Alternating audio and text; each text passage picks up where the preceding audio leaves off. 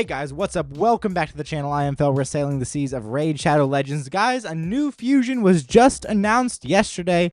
We are finally getting the dog to participate with Packmaster Shak, like more than a year later. Don't know what took Plarium this long, but this guy looks absolutely awesome. His kit is absolutely awesome, so let's get into it. We've got Kro'khad the Throatripper. He's a legendary attack champion who is magic affinity from the Orcs faction. He looks awesome, right? He looks awesome, and he is going to be joining Packmaster Shak as the newest addition. He has everything we wanted from the Hound and more. You want to know a secret?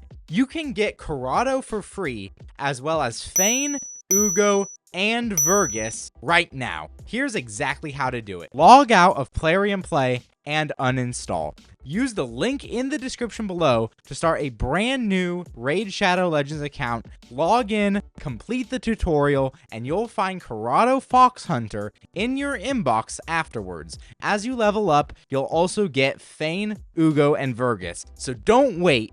Use that link and start a brand new account right now. Let's take a look at his kit. A1 Hound Tyrant, attack all enemies. This attack deals single target damage to each target individually rather than AoE damage and will ignore reflect damage, pain link, and ally protection. This attack also deals double damage when counterattacking if Packmaster Shak is on the same team. For those of you who don't know, Packmaster Shak's passive allows other hounds on the team to counterattack when he is attacked. So by running the two together, you're going to get constant counterattacks from Kro'khad the Throatripper, especially in places like Hydra, Chimera, because Packmaster Shak is always going to be being hit by AoEs. Dealing double damage when counterattacking, that stacks up to what, 150% damage, like, or 50% more damage than it would usually do, because counterattacks deal 75% of damage. You get 10% extra damage from the books. Yeah, solid A1. Dealing single target damage is great. Ignoring the Hydra buffs is great. With an AoE A1, exactly what we needed from Kro'khad and more. Exactly what we needed and more. That A1 is going to be awesome. Assuming it has good multipliers, but even if it doesn't have good multipliers, the damage will still be good because he's always going to be counterattacking, right? Festering Jaw on a 4-turn cooldown, books to a 3-turn cooldown, attacks all enemies, another AoE, places an extra hit on enemies under 2 or more debuffs. Guys, this guy just keeps getting better and better. 75% chance of placing Leech and Weaken for 2 turns. Cannot be resisted if Shak is on the same team. So he doesn't even need accuracy. There's no world where you're not going to run this guy with Shak, I don't think. Just because the bonuses are too good, right? He books, of course, to 100% chance of placing Leech and Weaken on a 3-turn cooldown. Extra hit, guys. This is crazy. Now, something else to keep in mind is Packmaster Shak will bring in all hounds on the same team with his A1. So he has that ally attack, which means more of this A1, right? More of this AoE. Dominant Predator on a 4-turn cooldown, books to a 3-turn cooldown, attacks one enemy, ignores 50% of the target's defense, as well as Life Barrier and Poison Cloud. We've got a little mini Calamitous move here. And effects that redirect attacks, damage, or debuffs to another target. Repeats this attack once if Packmaster Shak is on the team. Guys, no longer do you need Hex on the Head of Mischief. Not that it's going to matter, because Shak is going to be your Mischief tank, and keeping Hex on the Head of Mischief anyways, but on the off chance that Hex falls off, this guy is just going to completely ignore the Head of Mischief as a head and just absolutely nuke him to oblivion. Guys, we've got 50% ignore defense on a double hitter. This I expect to have a pretty insane multiplier. We're talking like 5 or 6 times attack, I think. I think that's what we can expect this to be. At least total between the hits, right? You could have a 3 times attack, and then if it does 2 hits, it'll be a 6-time attack, something like that. But this I expect to hit very hard, especially since we've got 50% ignore defense, again on a 3-turn cooldown. Then we've got the passive here. Increases the champion's attack by 5% when killing an enemy or decapitating a Hydra head, up to 25%. I love to see that decapitating a Hydra head. There are only a couple champs in the game who ramp when attacking or decapitating Hydra heads. Increases the champion's attack by 10% when killing an enemy or decapitating a Hydra head instead if Packmaster Shak is on the same team. Also, up to 50%. So basically, if Shak is on the same team, he can get an extra 25% attack off of his passive. Instantly activates the Dominant Predator, that's the A3, the attack one enemy with the 50% ignore defense, against a Hydra head. When an ally is consumed by that head, if Packmaster Shak is on the same team. What the absolute heck, guys? So here's what I'm thinking is going to be the dominant strategy. You run 2 of this guy for Hydra.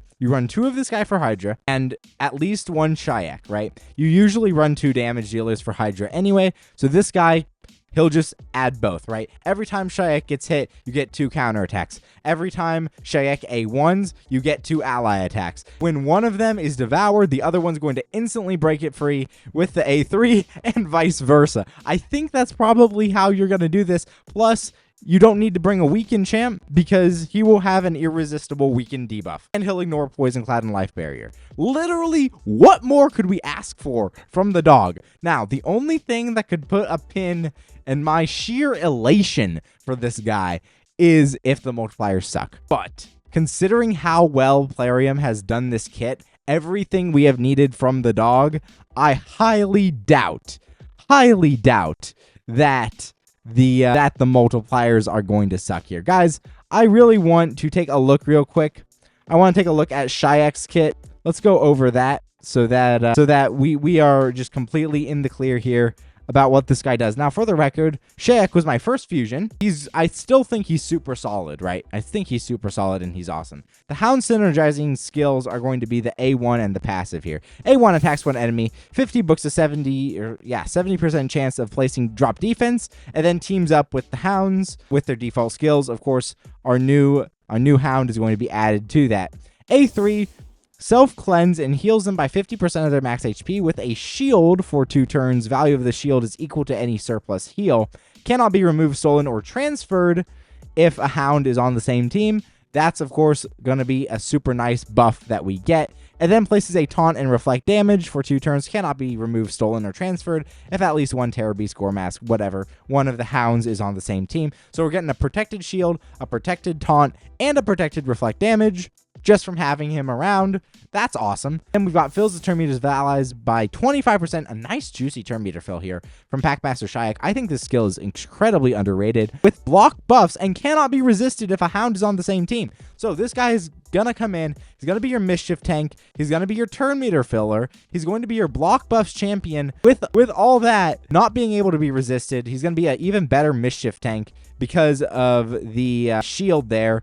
You could potentially not even build him with resistance because of these buffs. You're still going to want some resistance on him because of other buffs that are going to come that may not be protected, right? But other than that, like he gets so much synergy and he will be so much better when this guy is released. Then the passive, when attacked, places a hex on the attacker for 1 turn. Ally attacks on targets under a hex placed by the champion deal 20% more damage. Let's be clear here. That's not just ally attacks, the mechanic like on Mikage or on his A1 with the Hounds. That is just the attacks of all allies. Deal 20% more damage when there's a hex placed by him that's present. Then when he is attacked, all ally Hounds will counterattack. He comes in, he's your Hex champion, he's your block buff champion, your mischief tank. He's got so many ally attacks, so many counterattacks from the Hounds, resistible debuffs, protected buffs. Like, this dude is crazy. You know, honestly, in my use of Packmaster Shak, I found that he doesn't even need accuracy. I just took the resistance and the accuracy. Sorry, he doesn't need masteries. I took the resistance and the accuracy just because it helped me reach his stat requirements.